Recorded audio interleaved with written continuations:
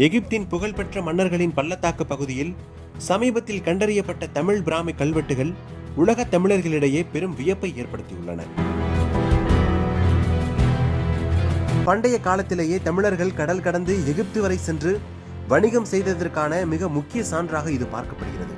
குறிப்பாக 9 கல்வெட்டுகளில் சிகை, கொற்றன், கீரன், சாத்தன் உள்ளிட்ட தமிழ் பெயர்கள் இடம்பெற்றுள்ளது ஆய்வாளர்களின் கவனத்தை ஈர்த்துள்ளது. சிகை கொற்றன் என்பது ஒரு சிறந்த வீரனையோ அல்லது குறிப்பிட்ட வணிக தலைவனை குறிக்கும் பெயராக இருக்கலாம் என்றும் கருதப்படுகிறது. இந்த வரலாற்று சிறப்புமிக்க கண்டுபிடிப்பு குறித்து கல்வெட்டு ஆய்வாளர் இளமுருகன் லோக்கல் 18க்கு அளித்த விரிவான தகவல்களை இப்போது பார்க்கலாம். கொற்றம் என்பது வீரனை குறிப்பதாகும். ஒரு வணிக குழுவோடு பெயருடையவர்கள் சென்றிருக்க வேண்டும். கீழடியிலும் ஆதன் என்ற சொல் 2000 ஆண்டில் எகிப்தோடு அரசர்கள் முரண்படுவதான வரலாறு இதுவரை கிடைத்ததில்லை. அரசர்கள் சென்று போரிட்டதான வரலாறும் இதுவரை கிடைக்கவில்லை.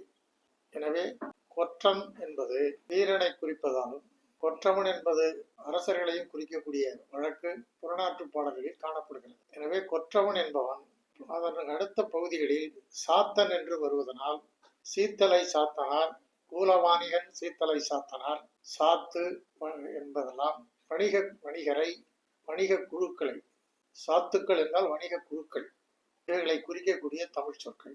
ஆக 5-6 இடங்களில் 5-6 குகையில் 8 இடங்களில் சாத்தன் வருவதனால் இந்த சொற்களில் இருக்கக்கூடியவை வணிகத்தின் பொருட்டுதான் ஒரு வணிக குழுவோடு இந்த பெயருடையவர்கள் சென்றிருக்க வேண்டும். கீரன் என்ற பெயருடையவரும் கோவன் என்ற பெயரும் தமிழ் சொற்கள். கீரந்தையா, நக்கீரன் என்றெல்லாம் தமிழ் சொற்கள் இருப்பது. கீரன் என்பவரும் கோவன் என்பது கோ என்றால் அரசு என்று பொருள், கோ என்றால் பசு என்று பொருள். கோவன் என்பது சாத்தனோடு சென்ற கூடுதலான தமிழ் வணிக ஆதரவாளர்களாக உடன் சென்றவர்களாக கருதலாம். கொற்றன் என்று சொல்வது வெற்றி பெறக்கூடிய திறமையுடையவனை கொற்றவன் என்பார்கள்.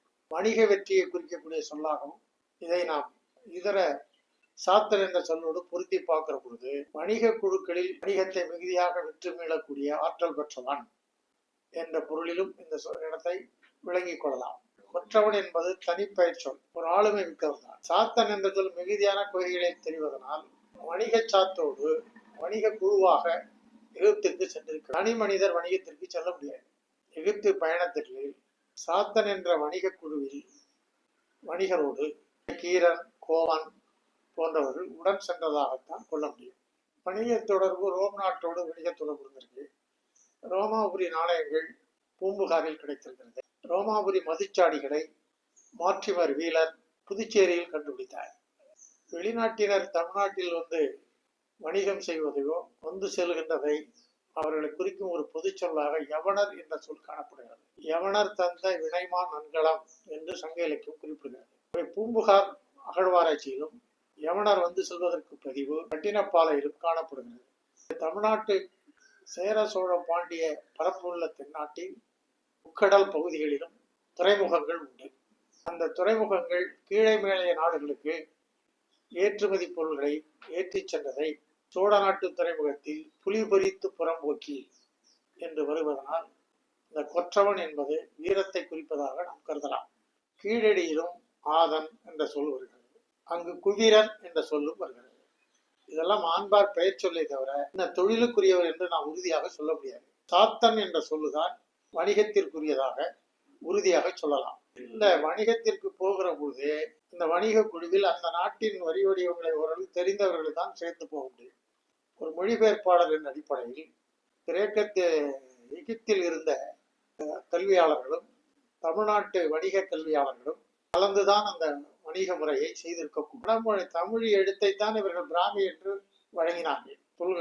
வரலாற்றை இந்த நூற்றாண்டின் தொடக்கத்தில் ஆராய்ந்தவர்கள் தமிழின் பழைய வடிவத்தை தமிழ் பிராமி என்று சொன்னார்கள். பிராமி என்பது பாலி மொழி சொல்.